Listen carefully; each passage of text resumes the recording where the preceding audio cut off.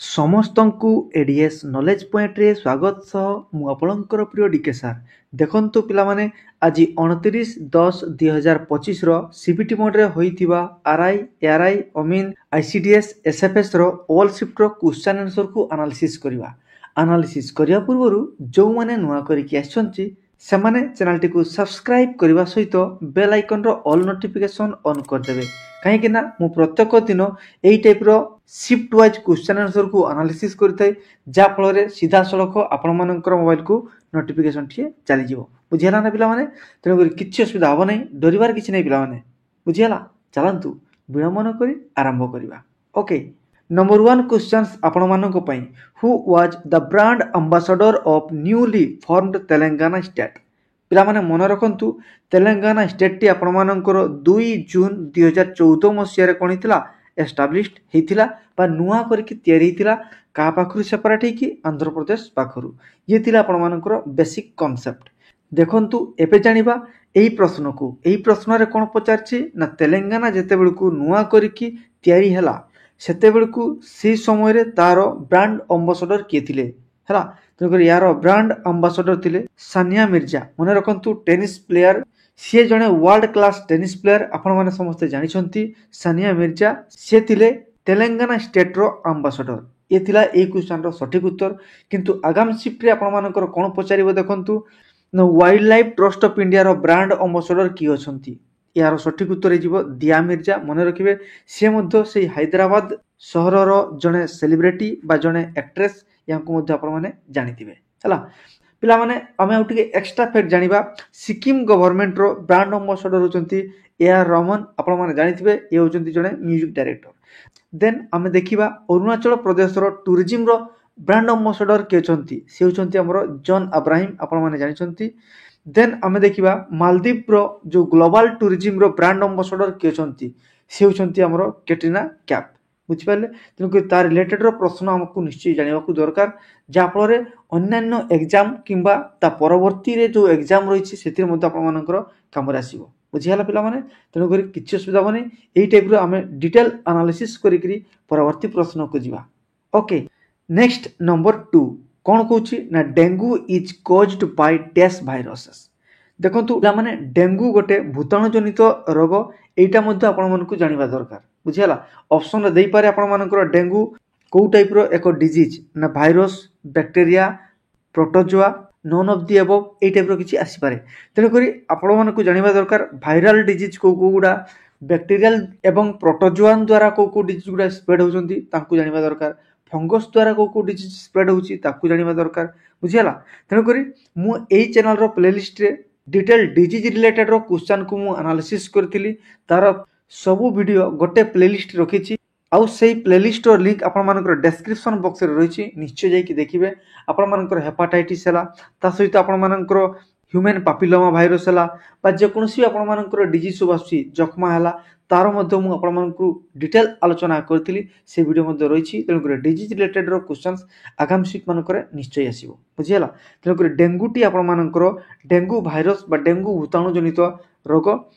ପିଲାମାନେ, ଏହି ରୋଗଟିକୁ ହେବା ପାଇଁ ହେଲେ ପ୍ରଥମେ ଏକ ଫିମେଲ ମସ୍କୁଟୋ, ତା ନାଁ ହେଉଛି ଏଡିସ୍ ଏଜିପ୍ଟି, ଏହି ମସ୍କୁଟୋ ଦ୍ୱାରା ଡେଙ୍ଗୁ ଭୂତାଣୁଟିଏ ଆମ ପାଖକୁ ଆସିଥାଏ। ମନେ ରଖିବେ, କେଉଁ ଫିମେଲ ମସ୍କୁଟୋ ତା ନାଁ ମଧ୍ୟ ପଚାରିପାରେ, ତା ନାଁ ହେଉଛି ଏଡିସ୍। ମନେ ରଖିବେ, ଡେଙ୍ଗୁ ଡିଜିଜ୍ ସମୟରେ ଆଲୋଚନା କରିଥିଲି, ତଥାପି ମୁଁ ସଂଖ୍ୟା ପରେ ଆପଣମାନଙ୍କୁ କହି ରଖୁଛି। ଦେଖନ୍ତୁ, ଡେଙ୍ଗୁଟି ଭୂତାଣୁ ଜନିତ ରୋଗ। ଏହାକୁ ଏକ ଫିମେଲ ମସ୍କୁଟୋ ଏଡିସ୍ ଦ୍ୱାରା ବ୍ୟାପିଥାଏ। ଏହି ମଶାଟି ଆପଣମାନଙ୍କର ଦିନ ବେଳେ କାମୁଡ଼ିଥାଏ। ମନେ ରଖିବେ, ଆଉ କାମୁଡ଼ିବାର ଆପଣମାନଙ୍କର 8ରୁ 10 ଦିନ ମଧ୍ୟରେ ତାର ସିମ୍ପଟମ୍ସ ବା ଲକ୍ଷଣ ସବୁ ଦେଖାଯିବ। ତେଣୁକରି ଆପଣମାନେ ତୁରନ୍ତ ତା ପ୍ରତି ସଚେତନତା ଅବଲମ୍ବନ କରିବା ଦରକାର। ବୁଝିହେଲା? ତେଣୁକରି ଆପଣମାନଙ୍କର ନିକଟସ୍ଥ ହସ୍ପିଟାଲରେ ମଧ୍ୟ ଡେଙ୍ଗୁର ଟେଷ୍ଟ ଫ୍ରି ମାଗଣାରେ ମଧ୍ୟ ଦିଆଯାଉଛି। ତେଣୁକରି ଆଉ ଏକ୍ସଟ୍ରା ଆମେ କିଛି ଭୂତାଣୁ ଜନିତ ରୋଗ ମାନେ ଭାଇରାଲ ଡିଜିଜ୍କୁ ଦେଖିବା, ଯେମିତିକା ପୋଲିଓ, ଇଏ ମଧ୍ୟ ଗୋଟେ ଭୂତାଣୁ ଜନିତ। ହେପାଟାଇଟିସ୍ A, ହେପାଟାଇଟିସ୍ B, ଏଗୁଡ଼ା ହେଉଛି ଆପଣମାନଙ୍କର ଭୂତାଣୁ ଜନିତ ରୋଗ। ସେମିତି ଆପଣମାନଙ୍କର ଫ୍ଲୁ ହେଲା, ତାପରେ ହ୍ୟୁମାନ୍ ପାପିଲୋମା ଭାଇରସ୍ HPV, ଇଏ ମଧ୍ୟ ଆପଣମାନଙ୍କର ଭୂତାଣୁ ଜନିତ ରୋଗ। ସେହିପରିକା ଆପଣମାନଙ୍କର COVID-19 ଆପଣମାନେ ସମସ୍ତେ ଜାଣିଛନ୍ତି, ସେ ମଧ୍ୟ ଆପଣମାନଙ୍କର ଭୂତାଣୁ ଜନିତ ରୋଗ। ତେଣୁକରି ଭୂତାଣୁ ଜନିତ ରୋଗ ଏଗୁଡ଼ାକୁ ଆପଣମାନଙ୍କୁ ଜାଣିବା ଦରକାର। ତା ସହିତ ଅନ୍ୟାନ୍ୟ ଯେଉଁ ଡିଜିଜ୍ ଅଛି ତାକୁ ମଧ୍ୟ ଜାଣନ୍ତୁ। ହେଲା? ଓକେ ପିଲାମାନେ, then number 3 what is the unit of solid angle देखंतु पिला माने फिजिक्स रे आपण मानकर मेजरमेंट टाइप रो क्वेश्चन जोटा को हमरो यूनिट से क्वेश्चन आसुची पूर्व शिफ्ट रे मध्ये मु एनालिसिस करथिली तेनु कर जो माने पढ़ी करी एग्जाम को जाइथिबे एनालिसिस देख करी तांकर एग्जाम निश्चय भलो हबो काहे कि ना समाने एनालिसिस देखुचंती एनालिसिस रिलेटेड रो एवं एनालिसिस रो एक्स्ट्रा फैक्ट क्वेश्चन गुडा बारंबार आसुची देखंतु मु पूर्वरु कहिथिली ई मध्ये एग्जाम रे आसी सॉलिड एंगल रो यूनिट कोन हिजिवो स्टेरेडियन ताकू मन रखिबे से भली आपण मानकर फोर्स हैला प्रेशर हैला ता सहित आपण मानकर मैग्नेटिक फ्लक्स हैला मैग्नेटिक इंडक्शन हैला कैपेसिटी हैला यार यूनिट गुडा आपण मानकू जानिबा दरकार देखंतु आउ एक्स्ट्रा कोन पड़ी पारे आपण मानकर फैराड रो यूनिट कोन हिजिवो परमिटिविटी सेमिति का इंडक्टेंस रो कोन हिजिवो हेनरी हिजिवो एनर्जी रो कोन हिजिवो जूल हिजिवो पिला माने बुझियला ठीक सेमिति का आपण मानकर वर्क रो पचारिवो हीट रो पचारिवो ताले वर्क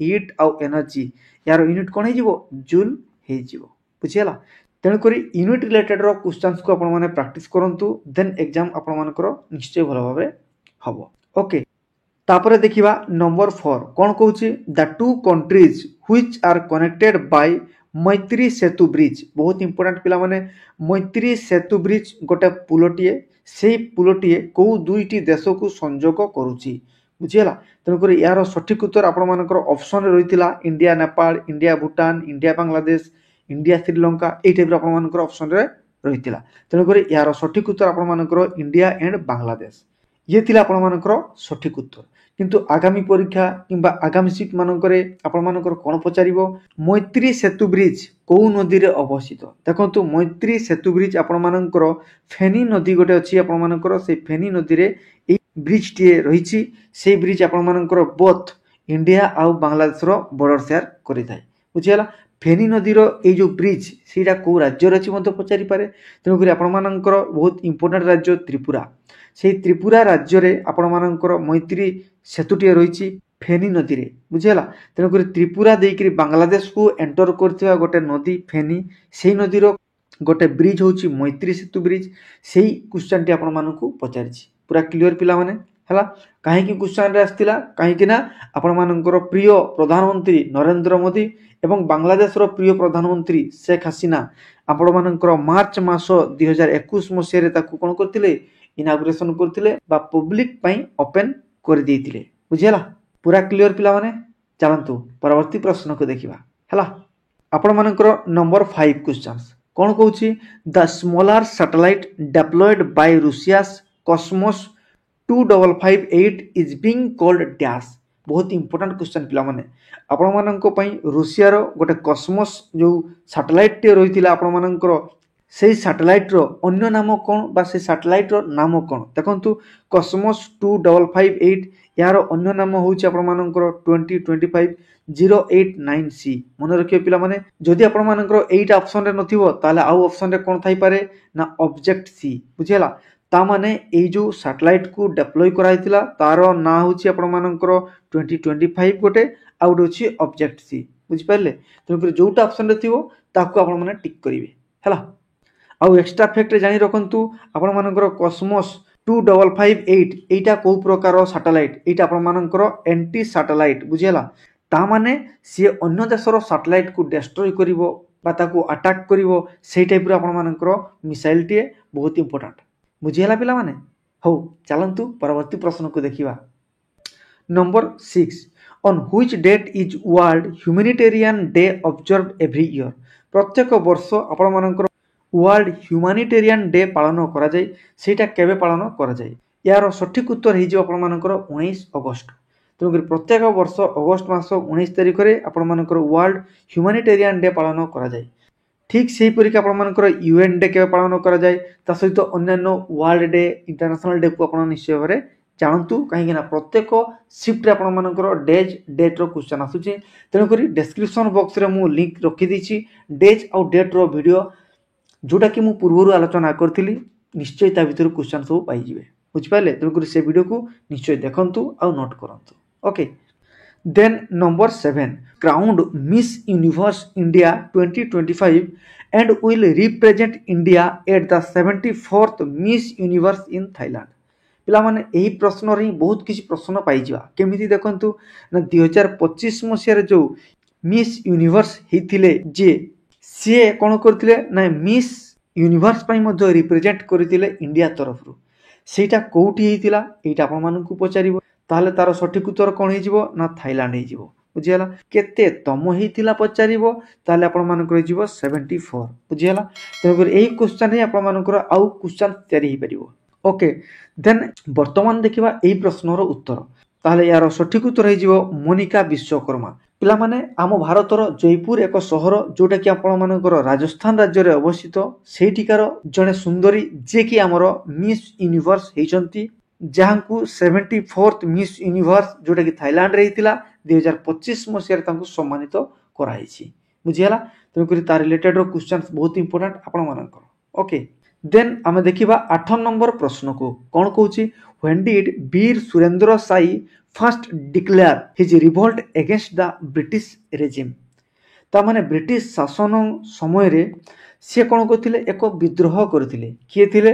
ନା ପଶ୍ଚିମ ଓଡ଼ିଶାର ବୀର ସୁରେନ୍ଦ୍ର ସାଇ। ଏହି ପ୍ରଶ୍ନରେ ପଚାରିଛି ପ୍ରଥମ ଥର ପାଇଁ ସିଏ କେବେ ବିଦ୍ରୋହ କରିଥିଲେ ଇଂରେଜଙ୍କ ବିରୁଦ୍ଧରେ।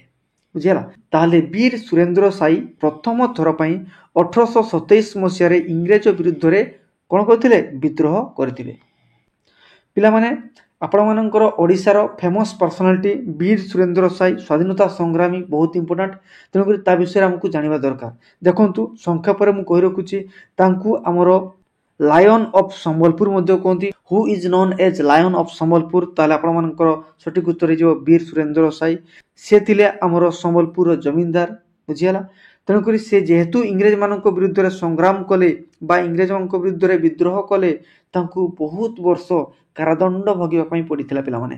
ହେଲା, ସେଇ ବୀର ସୁରେନ୍ଦ୍ର ସାଇ ସେ ହାଜାରୀବାଗ ଜେଲରେ ମଧ୍ୟ ବହୁତ ବର୍ଷ କ'ଣ କରିଥିଲେ? କାରାବାସ ଦଣ୍ଡରେ ଦଣ୍ଡିତ ହେଇଥିଲେ ଏବଂ ଶେଷରେ ସେ ମୃତ୍ୟୁ ପର୍ଯ୍ୟନ୍ତ ଅସିରଗଡ଼ ଜେଲ୍ ଯେଉଁଟାକି ଆପଣମାନଙ୍କର ମଧ୍ୟପ୍ରଦେଶରେ ରହିଛି ପିଲାମାନେ 1884 ମସିହାରେ ମୃତ୍ୟୁବରଣ କରିଥିଲେ। ମନେ ରଖିବେ ପିଲାମାନେ, ବହୁତ ଇମ୍ପୋର୍ଟାଣ୍ଟ ଆପଣମାନଙ୍କର।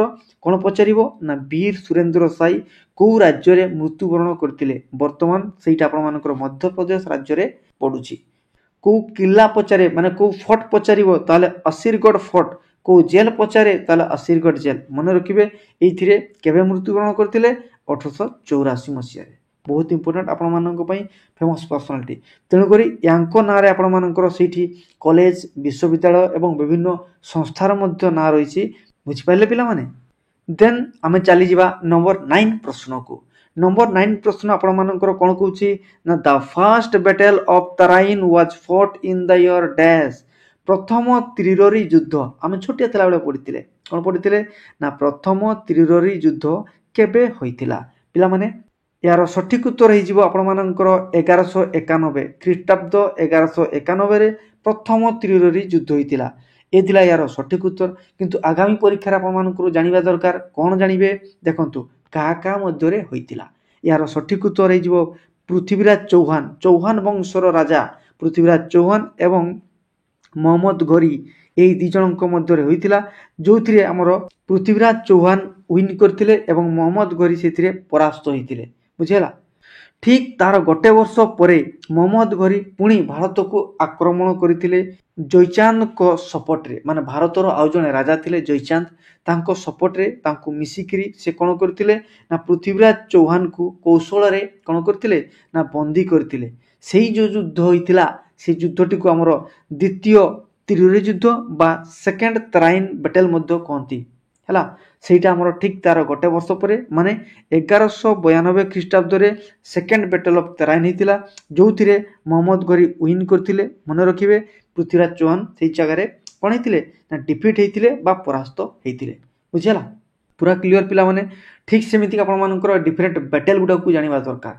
ପଲାସି, ବକ୍ସାର, ଠିକ୍ ସେମିତି ଆପଣମାନଙ୍କର ହଳଦୀଘାଟି ଯୁଦ୍ଧ ଆପଣମାନଙ୍କର କେବେ ହେଇଥିଲା ନା 1576 ମସିହାରେ ହେଇଥିଲା। ବହୁତ ଇମ୍ପୋର୍ଟାଣ୍ଟ।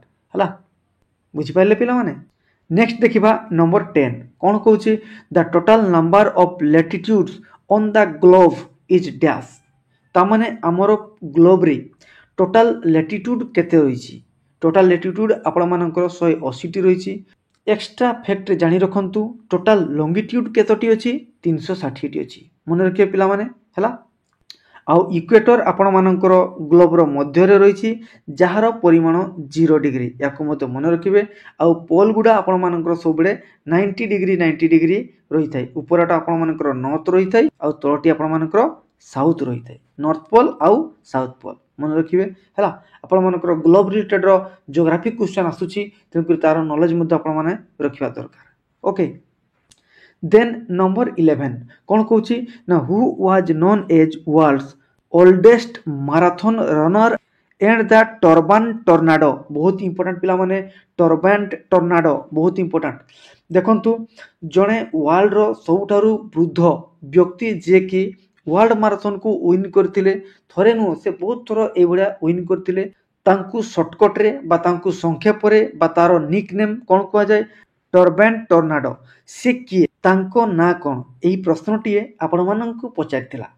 तेणुक यार सठिक उत्तर हो फौजा सिंह मन रखिए फौजा सिंह होती यार सठिक उत्तर जहाँ कौन कह जाए ना रनिंग बाबा कही कौन कही ना सिख सुपरमैन कही कौन कही ना टर्बैंड टर्नाडो कही बुझेगा सी आमर ब्रिटिश इंडिया रे जन्म होते ब्रिटेन रो से नागरिकता नहीं किंतु शेषरे सी कौन होते ना पंजाब रे आमर मृत्युवरण करते मन रखिए बहुत इंपोर्टेंट आप स्पोर्ट्स रिलेटेड क्वेश्चन टी पिला माने हला नेक्स्ट देखिबा number 12 with which country did India conduct the joint military exercise बहुत इंपोर्टेंट पिला माने आपण मानकर जॉइंट मिलिटरी एक्सरसाइज गुडा बारंबार क्वेश्चन रे आसुची तेणु तांकु पढंतु कोन कहूची जगह रे ना बोल्ड कुरुक्षेत्र 2025 माने बोल्ड कुरुक्षेत्र गोटे जॉइंट मिलिटरी एक्सरसाइज इंडिया कहा सहित करिथाय बोली करी आपण मानकु पचारची एक्स्ट्रा फैक्ट जानी रखंतु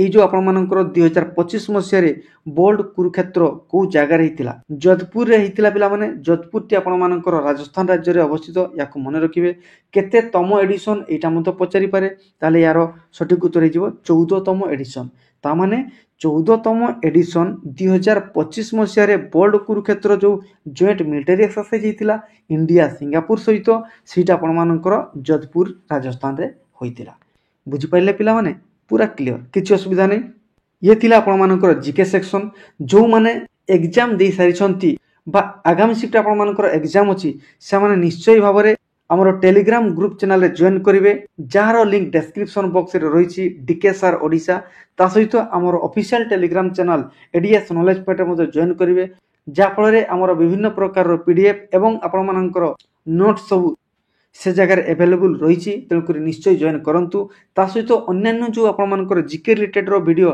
डिस्क्रिप्शन बॉक्स रे मु लिंक दे देथिबी ताकू मते निश्चय देखिने पिला माने ताकू जानिबा नितांत आवश्यक ओके चलंतु वर्तमान देखिबा हमें ओडिया सेक्शन को ओडिया रे आपण मानकर उच्चर विपरीत शब्द पड़िथिला उच्चर कोन हिजिवो नीच से बडा पक्षपातीर कोन हिजिवो निरपेक्ष हिजिवो जदि निरपेक्ष आपण मानकर ऑप्शन रे नथिबो ताले कोन हिजिवो निष्पक्षपात तेणुक निरपेक्ष निष्पक्षपात ये सब हो पक्षपातीर विपरीत तेणुक साक्षर विपरीत कौन हो निरक्षर तेणुक विपरीत शब्द प्रतिशब्द आपण मानकर अनुच्छेद अनुवाद रूढ़ी प्रत्येक शिफ्ट आसुची पिला माने निश्चय देखंतु ओके देन आम इंग्लिश रे देखिबा इंग्लिश सेक्शन रे आपण मानकर antonym synonym idioms single words एवं active voice to passive voice direct speech to indirect speech आपण मानकर कन्वर्सन रो क्वेश्चन आसुची टेंस रो क्वेश्चन सब आसुची पिला माने बुझियला आ किछि किछि शिफ्ट आपण मानकर पीक्यूआरएस रो क्वेश्चन मध्ये आसुची तांकु मध्ये निश्चय प्रैक्टिस करंतु पैसेज मध्ये आपण मानकर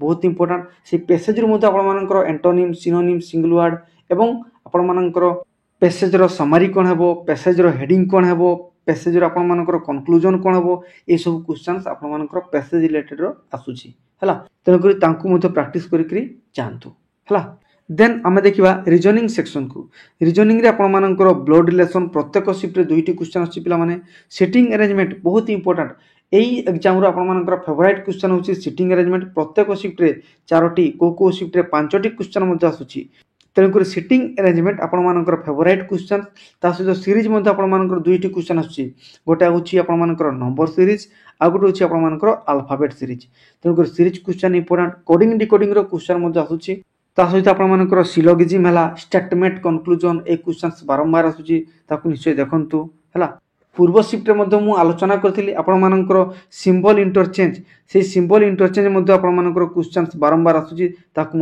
देखने हुए तो कौ शिफ्ट आसीपे कौ शिफ्ट आसी नपे तथापि आपण प्रैक्टिस निश्चय करूँ। देन मैथमेटिक्स सेक्शन को जीवा मैथमेटिक्स रे आपणमानकर सर्कल रो क्वेश्चन आस्तिला ट्रायंगल क्वेश्चन आस्तिला आपणमानकर प्रॉफिट लॉस रो क्वेश्चन आस्तिला सिंप्लिफिकेशन रो प्रत्येक शिफ्ट पिला माने 2-3 क्वेश्चन आसी हला आउ सीआईएसआई रो 2टी क्वेश्चन आस्तिला एज रो क्वेश्चन आस्तिला किछि पिला कहउथिले सर पार्टनरशिप रो क्वेश्चन आस्तिला तेणु कर देखि नेबे ए सब टॉपिक गुडा को बुझि पाले आउ प्रत्येक दिन एनालिसिस देखंतु पिला माने आउ एनालिसिस देखिया पई हेले चैनल को निश्चय भाव सब्सक्राइब करने सहित बेल आइकन रो ऑल नोटिफिकेशन ऑन कर देबे कहीं ना मो वीडियो छाड़ू छाड़ू सीधा सड़क आपण मानकर मोबाइल को नोटिफिकेशन टे चली जिवो जा फल आपण माने शीघ्र ही वीडियो टी को देखिबे नोट करिवे प्रैक्टिस करिवे आउ एग्जाम को आपणकर हाथ मुठारे रखिबे बुझि पाइले पिला माने डरिवार किछि नै किछि असुविधा हो नै निज निज सांग मानक निकट को शेयर करिवे वीडियो को लाइक करिवे आउ मतामत देवा को जम्मा भूलिबेनी। धन्यवाद।